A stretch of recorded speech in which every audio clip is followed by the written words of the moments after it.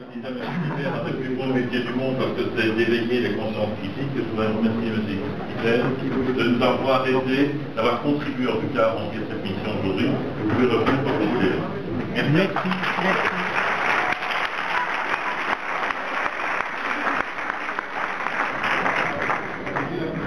Soudanais Omar el-Béchir vient d'être inculpé par le TPI pour crime de guerre, déportation et peut-être génocide. Ça, l'enquête le montrera. Selon vous, pourquoi ne défère-t-on pas devant le TPI les dirigeants israéliens qui, depuis 60 ans, violent les résolutions de l'ONU, déportent les Palestiniens, les massacrent et volent leurs terres? Et j'aimerais bien entendre votre position concernant l'appel au boycott de la société civile palestinienne. Dans votre livre, page 133, vous parlez de 14 jours de suspension et les généraux israéliens reviendraient avec certitude à la raison. Naïvement, je ne pense pas qu'il y aura un appel au boycott des instances de l'ONU. Donc, est-ce que la société civile vous l'encouragez à boycotter totalement Israël? Omar Béchir est inculpé au CIPO, à la Cour internationale, pénale internationale, CPI. Ce CPI, qui a été créé à Rome par le statut de Rome en 1989, et la Convention est signée par 100 États déjà. Donc la Cour pénale internationale qui est aussi à la haine. Alors l'interminable martyr du peuple palestinien, j'étais dans les territoires occupés, Gaza, ou d'autres lieux, pas toujours de Gaza, il y a 285 tours et villages, et villes palestiniennes qui sont bloquées, où les paysans peuvent pas aller à la récolte, etc.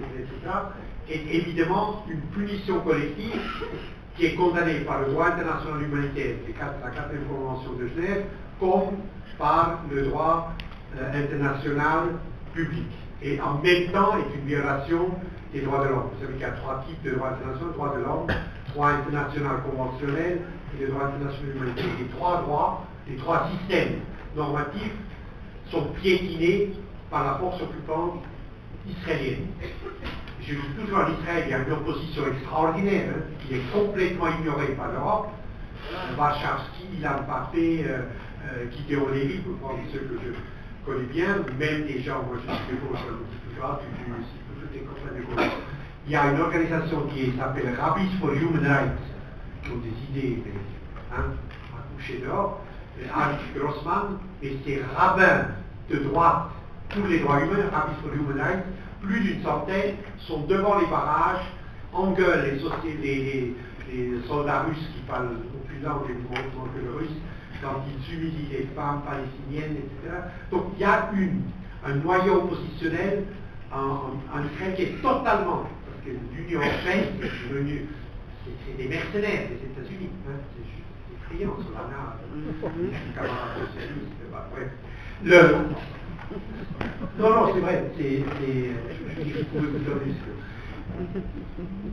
la punition, l'arme de la faim, utilisée comme arme de guerre, est un crime du statut de Rome, parce que le statut de Rome, du fond de la Cour pénale internationale, est très précis, comme sont les juristes, c'est effroyable, etc.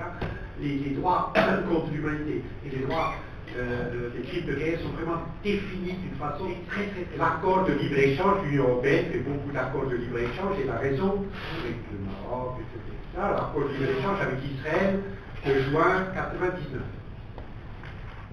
Dans chacun de ces accords, il y a un article 2 qui est la clause des droits de l'homme, qui fait du respect des droits de l'homme par les 2 partenaires signataires la condition de la validité du contrat, de la convention. Or, plus de 65% de toutes les exportations israéliennes vont dans un des 27 pays de l'Union européenne, plus de 60%. Si l'Union européenne respectait ses propres conventions, elle suspendrait pendant 15 jours, en fonction de l'article 2 de la Convention, les importations israéliennes. Et je vous garantis, les généraux, ils cesseraient de massacrer, ils libéreraient les 11 000 prisonniers politiques, ils cesseraient la colonisation, donc le vol de terre permanent, ils lèveraient le blocus sur Gaza. C'est absolument certain. Or, incompréhensiblement, l'Union européenne se comporte d'une façon, comme un mercenaire du gouvernement américain, totalement, absolument, une soumission totale, refuse la discussion avec le Hamas, alors que, moi j'ai pas, c'est pas mon, je sais pas, c'est peut-être un parti démocrate chrétien comme le vôtre, qui simplement le dit, ou peut-être, j'en sais rien. Mais le fait est qu'il y a 3 ans, en octobre, l'Union européenne a envoyé des observateurs pour vérifier les élections palestiniennes. Ces élections ont été gagnées, l'Union européenne, le Hamas, l'Union européenne a dit que c'était des élections honnêtes, universelles, secrètes, selon les critères même des élections démocratiques. Le Hamas les a gagnées. Décision de l'Union européenne le lendemain de la ratification des élections, c'est dit, en tout cas, avec ce parti qui a gagné les élections, on ne parle pas. Blocus. Simplement que le Bush avait fait un téléphone à Barroso. C'est pas possible. Vous comprenez? Si on est dans la perspective de la haine de l'Occident, si on est en perspective d'une nécessaire reconstruction de la société planétaire à partir de valeurs communes, respectées d'une façon commune, la conduite des commissaires de l'Union européenne est totalement suicidaire pour l'Europe et détestable sur le plan de la raison, de la loi. Voilà. Et l'appel au boycott de la société civile. L'appel au boycott de la société civile. Oui, donc un appel aux gens qui sont derrière nous. Est-ce que vous appelez les gens qui sont dans la salle à boycotter un boycott total de l'État d'Israël? Je suis un Suisse prudent. Je suis accueilli par M. le Président avec beaucoup de tolérance et de sympathie dans une école prestigieuse. Je ne vais pas donner les noms ou tout, hein. Si lui veut.